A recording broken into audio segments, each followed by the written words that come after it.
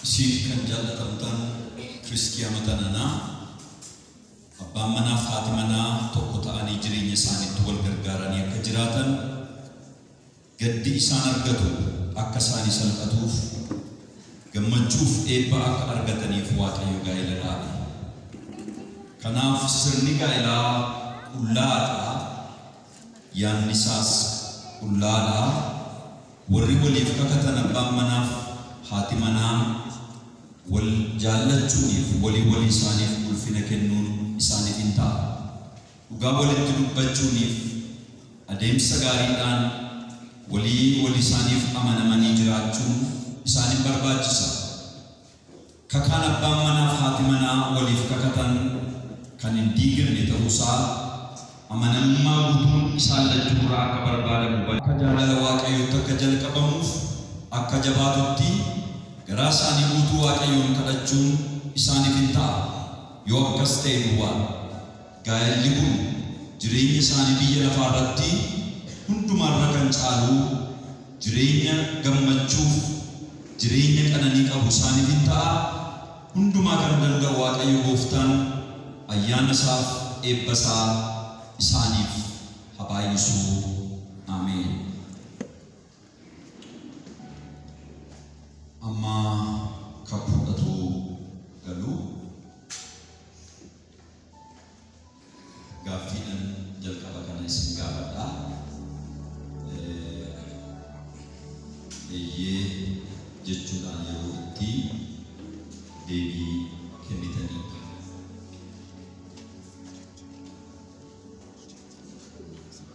lalisaa Geetaanee fuula isaa hundumaa danda'u Waaqayyo keenyaaf fuula waldaa amantootaa kana duratti sin gaafadha. Yordaanos Fiqiruu haadha manaa kee akkasii taatuuf kan isheedhaaf kakuu galtu kana yeroo dhiphinaaf yeroo gammachuutti yeroo hiyyummaaf yeroo soormaatti ishee jaallachuudhaaf kakuu hin galtaa?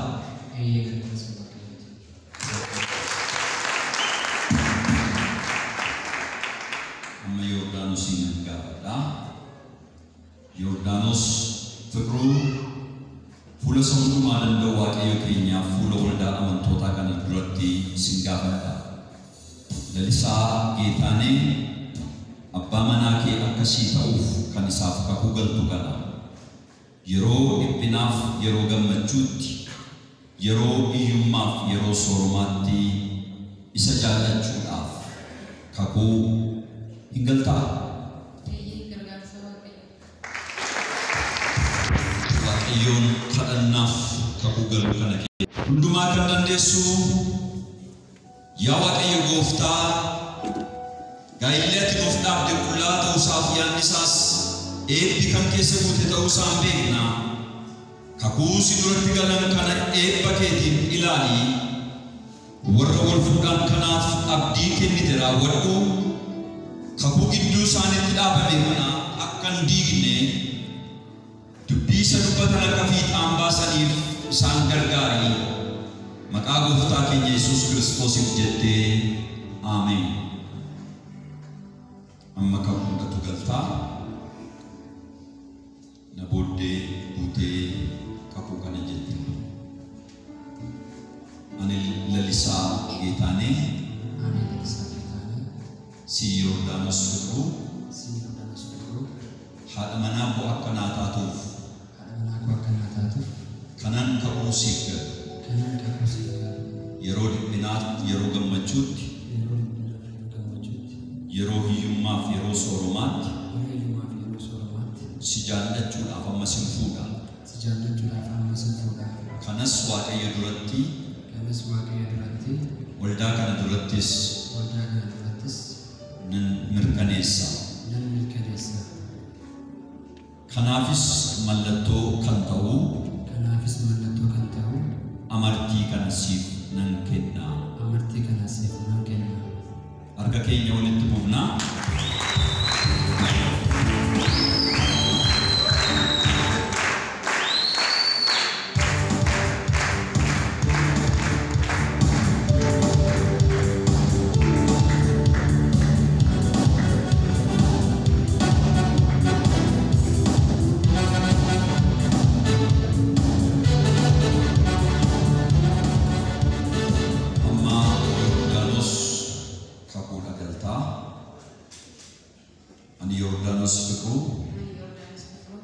si lalisaa geetaanee abbaa manaa koo akkanaa taatuuf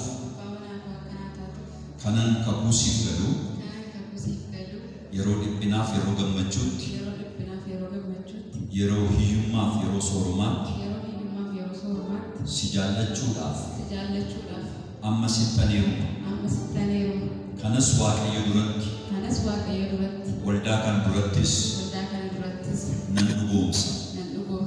Kanaafis mallattoo kan ta'u amartii kanaa siif nan kenna. Fakkeenya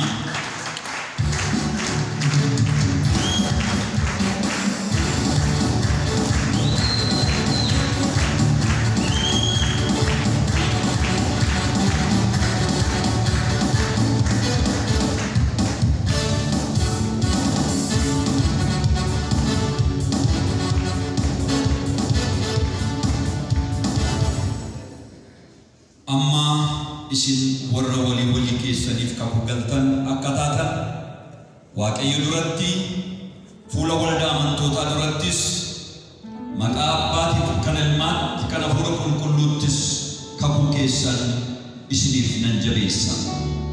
Waaqayyo isinii wajjin haa ta'u, dhugaa isaatiif sodaa isaatiin isin geggeessu hamma jalqabee hamma bara baraatti. Ameen. Galateeffannoo waaqayyoon. Amma yeroo kana harka keessan lamaan wal qabadhaa waaqayyoon isiniif nan kadhadhaa. Luboonni as jirtan as nuu baatu fuula waaqayyootti dhiyeessinaa. Maanguddoonni yoo jiraatanis jirra. Kana keessatti waaqayyo kan isaan gargaaruuf waaqayyoon isaaniif hin kadhannaa. Harka keenya itti qabneetu waaqayyoon isaaniif hin kadhannaa. Hundumaa kan dandeessu yaa Gooftaa bara baraa, ayyaanni kee fi gaarummaan kee kan hin geeddaramnedha. Ammas warra kakuu waliif galan kanaaf si kadhanna. Har'a si duratti galuu kakuu galan kana isaaniif cimsi. Mana isaaniitti jaalala akka qabaataniif isaan gargaari. Jaalala keetiin kan isaanitti dhufu hundaa obsaaf galataan akka fudhataniif humna kee isaaniif kenni. Arjaa kan taate yaa Gooftaa, kadhata isaan si kadhatan isaaniif dhaga'i. Jaalala keetiin isaan geggeessi. Gooftaa jiraata sin kadhadha. Biyya lafaa hamminniif jallinniif xuraa'ummaan guute keessa jirra. Kana keessatti akka isaan gargaartu, harka isaanii akka isaan qabdu, bara isaanii hundumaatti jaalalaan wal danda'uudhaan ulfina kee keessa akka isaan jiraataniif maqaa Gooftaa keenya Yesuus Kiristoosiin kan gargaaruun jaalala kee fi dhaqee nuuf haa ta'u. Biyya lafaa kana keessatti karaa hundumaatiin gargaaramanii eebba dhuma hin qabne waaqarraa argatanii qabeenyaan ijoolleedhaan karaa hundumaatiin yaa Waaqayyo warra eebbifaman akka ta'an maqaa Yesuus Kiristoosiin isaan gargaaruun jaalala kee fi dhaqee naaf haa ta'u. Isaan gidduutti hammeenyaan hojii isaa isa hammeenyaa hojjechuudhaaf kanaaf ergaan diiyaabiloos maqaa Gooftaa Yesuusiin gidduu isaaniitii kan rukutame haa ta'u. Ilmi Waaqayyo hojii seexana diiguudhaaf mul'ata jedhamee barreeffame akkuma jiru maqaa Gooftaa Yesuus Kiristoosiin seexanni isaan gidduutti iddoo hin argatin. Barri isaanii itti fufee bara eebbaa haa ta'u. Nagaadhuma hin qabne keessa isaaniitti naa dhangalaas. Jireenya isaanii jiruu isaanii hundumaatti ati darbi. Biyya lafaa kanarratti moo'icha argatanii bara baraan immoo yaa Waaqayyo yeroo biyya lafaa kanarraa raawwatan mootummaa keetti warra galan akka ta'aniif ati isaan gargaaruun isaanii wajjin ta'uun fedha kee naaf haa ta'u. Kana hundumaa waan gootuuf ulfaadhu. Maqaa Gooftaa keenya Yesuus Kiristoosiin si kadhannaa. Ameen. Hundumaa kan danda'u Waaqayyo amantii. Amma yeroo kana yeroo itti waraqaa ragaa waldaan Kiristiyaanaa isaaniif qopheessite irratti mallattoo isaanii yeroo kaa'anidha. Kanaaf misirroon jalqabaa isa booddee misirrittiin itti fufti.